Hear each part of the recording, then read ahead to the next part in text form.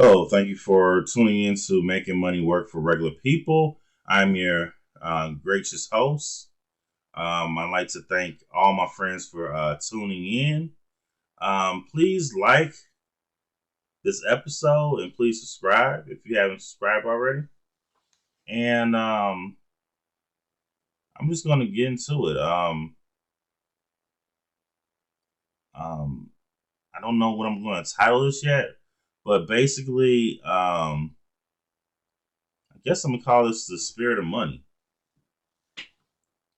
You probably wonder so far, like, how come you haven't really broken down any graphs or anything like that concerning um, my path towards retirement and stuff like that.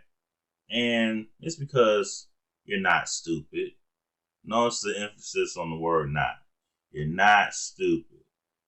What does that mean? That means you're intelligent enough to be able to plot, plug, and play.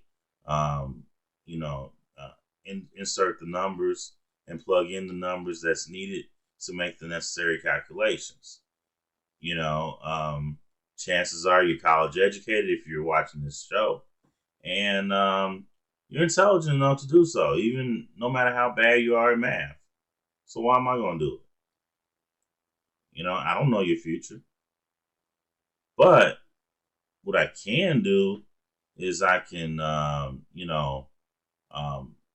pretty much explain um, why I feel that um, the spirit of money is more important um, than some fancy calculations.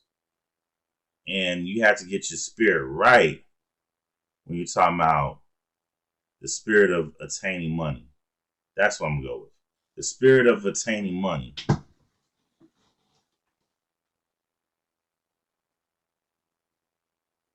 You know, and in order to really develop your spirit of obtaining money, you need to know who you are before you get out here and get, palms full of money. And the reason being is you need to know who you are so that you don't go out here and start doing stupid stuff to gain money. So that you don't start taking off all your clothes and running down the street just because, there's some money promised. Not all money's good money. And there's a lot of money that I don't make because it goes against my principles. Yeah. You know, I believe in earning money through working a job, through entrepreneurship, and through um, conducting activities that are legal.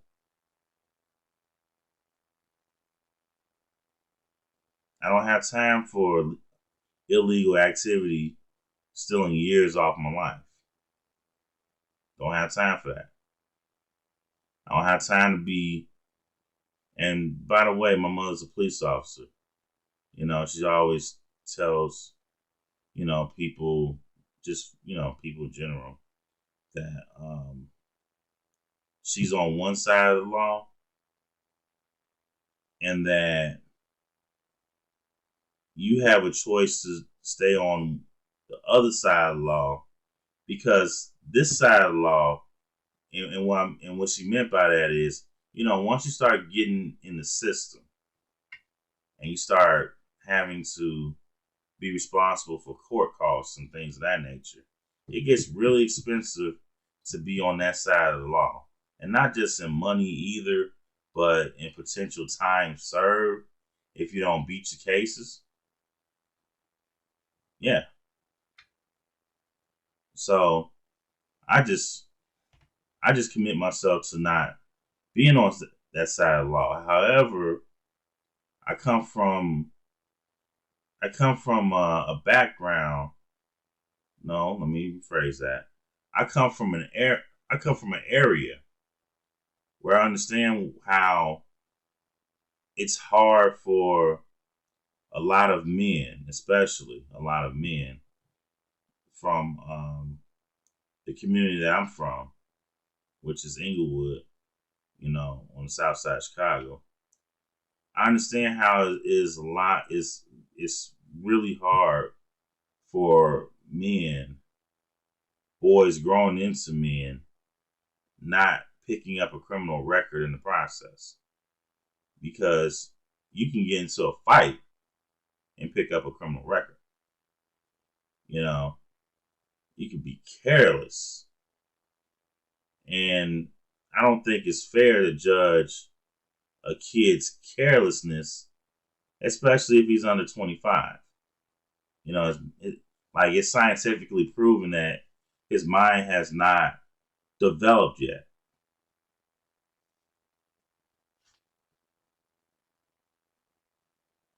And I don't know what Chicago's going to do with all these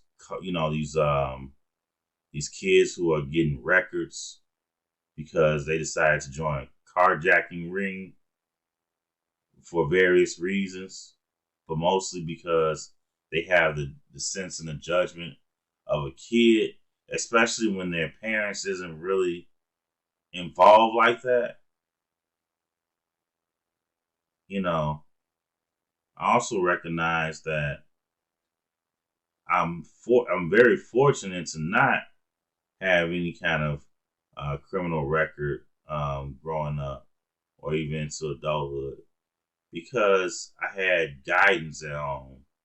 But like, guidance doesn't necessarily mean that you have a parent at home and you know and they spank you when you do right and wrong and all that stuff.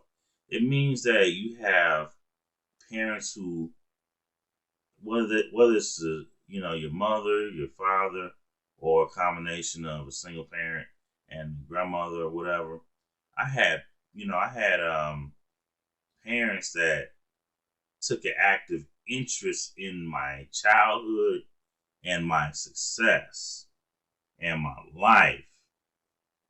So, but I digress. I tend to digress a little bit. But like, so I don't get involved in no criminal activity or nothing.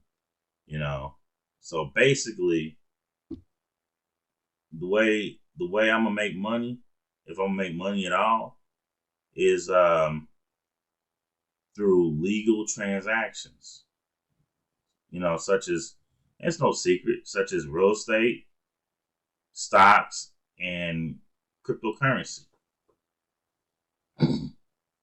No secrets there. Um, and my mind changes on a day to on a I'm gonna just say on an occasional basis when it comes to the techniques that I'm going to use and how I'm going to build my wealth and everything. Because right now, I think mining cryptocurrency is the best way to invest in cryptocurrency for the long term. Um, Even if you're talking about DeFi blocks and stuff like that, the way I look at cryptocurrency now, as opposed to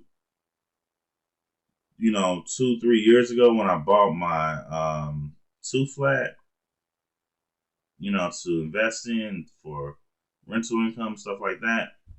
The way I look at cryptocurrency now, and I get distracted on the phone and everything else. I look at that almost the same way as real estate.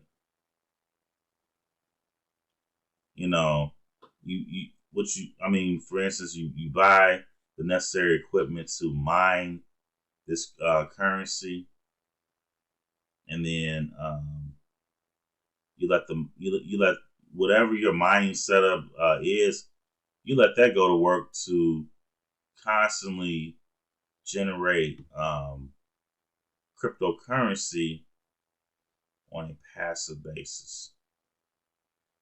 the rig is doing all the work. You're just, doing the analysis and making sure stuff works and stuff is operating and stuff like that. Um, and so on and so forth. And to me, I'm going to just say it's a different experience from the human experience of being a buy and hold investor, which is also known as a landlord. Because these machines can operate 24/7, provided that you take into account downtime and stuff like that. But like what I wanted to talk about, is you got to have your mindset, in a space where you're accepting of wealth, where you don't have unnecessary people in your life, other than people who are beneficial to you, and you're gonna realize that only your family loves you. I'm just be real. But again, I digress. And you can't be a slave to materialism. You just can't. And one thing I want you to take away from this video is that you can't fake it till you make it. You cannot buy into a wealth class or a social class in any country, but especially in the United States. You just cannot. First of all, nobody cares. Nobody cares that you're driving a G-Wagon. Nobody cares that your house is 2,000, 3,000 square feet. Nobody cares. Everybody got their own problems, and they don't care. And if they are overly concerned about you, you need to watch out. But, at best case scenario, nobody cares about what you're doing. And so if you want to hang on to your wealth position and grow it, you need to do so quietly. You don't need to introduce, overly expensive, shiny things into your life, because that's going to inhibit you from building your wealth position. It's going to be harder and harder when all the big bills are in your house and they're depreciating assets. If not, those 30% monsters that we call credit cards that eat at your wealth. So please, nobody cares that you bought your girl Gucci or, Louis Vuitton purse or whatever. Nobody cares. Now, here's the thing. You do invest in your woman. And no, I'm not being a simp either, like y'all don't really have good memories, or y'all weren't really around in 2006, 2007 in the MySpace space. Like, y'all really think that this manosphere is a new concept. It's not. It's not a new concept. Okay. But I'm not even into the manosphere anymore. So I'm just gonna focus on my lane, which is making money work for regular people. Okay. And so, but in order to do that, you have to have the right mindset. You have to have the mindset a gardener, of a farmer, because throughout your life you're trying to build your wealth position where it grows to a point where you know, it starts working for itself. And the most giving person is typically the farmer, because he does things to give life to whatever he sows into the earth. And whatever he sows into the earth, excuse me, was the original investment, which is food. You got to take that same approach to your money. You got to think about how money works, and most importantly, you got to think about how, you know, certain elements and certain spirits, such as the spirit of materialism, strips your wealth. A, a materialistic person's approach to farming would be to pull out that seed before it has even had a chance to germinate, set roots, and grow into a fully developed vegetable or fruit.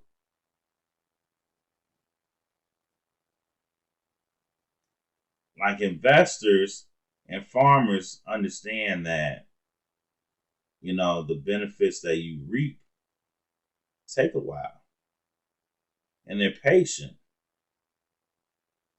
and they don't put themselves in positions where they need to snatch a